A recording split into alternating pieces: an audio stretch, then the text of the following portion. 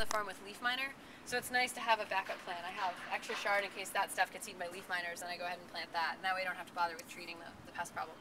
The package of seeds, you were saying you get a lot. I would say that this 3 trays of kale is like half of a package of kale seeds. That in turn will probably fill 1.5 rows on the farm. So it's unbelievably economical to plant seeds. It is. It's much cheaper than a transplant. A transplant like the one you guys are planting today is probably like anywhere from $350 to $550 market value when they sell it. It's the seed itself probably costs the farmer like less than a penny, but it's the time it takes and the soil medium and their care that you're really paying for when you buy a transplant. Which is one of the reasons I say when you go out to buy transplants, not all transplants are created equal, and I'll tell you what you should be looking for when we do our transplants so you can make sure you're buying healthy plants.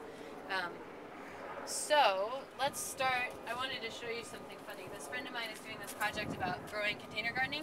So people ask a lot about like spacing, and this is a pretty standard. If you want to grow a tomato and you have no space, this pot could be a little bit deeper. I would say this is probably a better depth.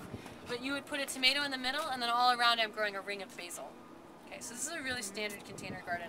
What I would look for is a determinate tomato, a tomato that's a bush tomato. Because if you grow an indeterminate tomato that vines, all you'd really have to change is you'd have to stake it, and then I would add more soil.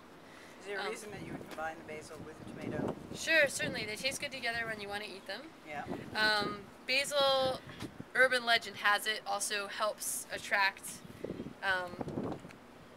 I think it's nematodes that help fight pest problems. Also, basils and caffeinated plants, plants with caffeine like teas and coffees, are often really good pest repellents just because of their strength of flavor. It's one of the reasons plants have different flavors. Like you can get lemon basil or chocolate basil or apple basil or Genovese basil or whatever. No, it's apple mint and chocolate mint, sorry. But you can get lemon and lime basil and Thai basil.